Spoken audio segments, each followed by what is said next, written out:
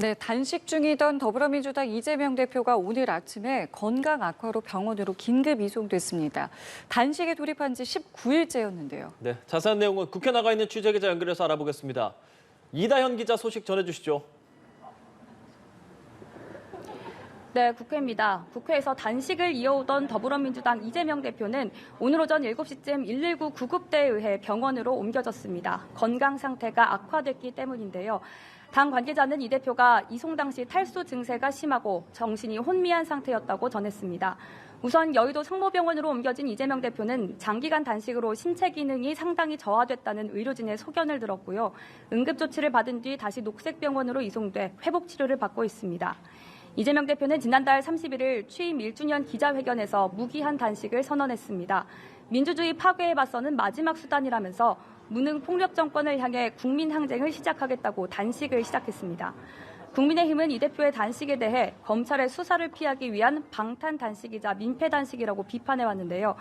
이 대표의 긴급 이송 소식에 국민의힘은 빠른 쾌유를 바란다며 입장을 냈습니다. 그러면서도 단식이 정기국회를 정쟁의 소용돌이로 몰아넣는 등 피해를 가져왔다며 제1야당의 대표 자리로 돌아와 김기현 대표가 제안한 여야 대표 회담을 비롯한 민생을 챙기는 데 힘을 모아달라고 전했습니다. 예, 이런 상황에서 검찰이 이재명 대표에 대해서 구속영장을 청구했습니다. 민주당의 대응도 주목되는데요. 관련 내용 전해주시죠. 네, 그렇습니다. 오늘 오전 검찰이 이재명 대표에 대해 구속영장을 청구했습니다.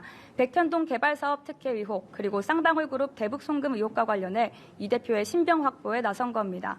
이 대표가 현직 국회의원이고 현재 정기국회가 진행되고 있는 만큼 국회 본회의에서 이 대표에 대한 체포동의안이 통과돼야 구속 전 피의자 신문이 열립니다. 이 때문에 체포동의안을 가결시키느냐 부결시키느냐를 놓고 민주당 내 논의가 주목됩니다.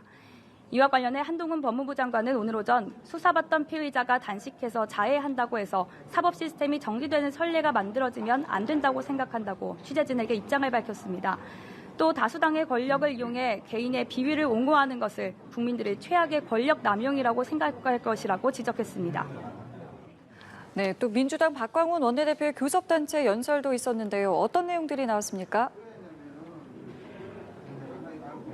네, 박광훈 원내대표는 민주당 이재명 대표의 상황에 대한 언급으로 연설을 시작했는데요. 정부가 국정을 쇄신하라는 야당 대표의 절박한 단식에 체포 동의안으로 응수하려 한다. 브레이크 없는 폭주다라고 비판했습니다. 또 앞서 민주당이 의원총회 결의를 통해 요구했던 국무총리 해임과 내각 총사퇴도 다시 한번 촉구했습니다. 전면적인 인적 쇄신이 엉킨 정국을 풀기 위한 길이라는 설명입니다. 박 원내대표는 정부가 지금 바뀌지 않으면 이번 임기 5년은 직선제 이후 최악의 민주주의로 기록될 것이라고 강조했습니다. 이어 박 원내대표는 정치감사를 당장 중단하라며 이는 마지막 경고라고 말했습니다. 지금까지 국회에서 전해드렸습니다.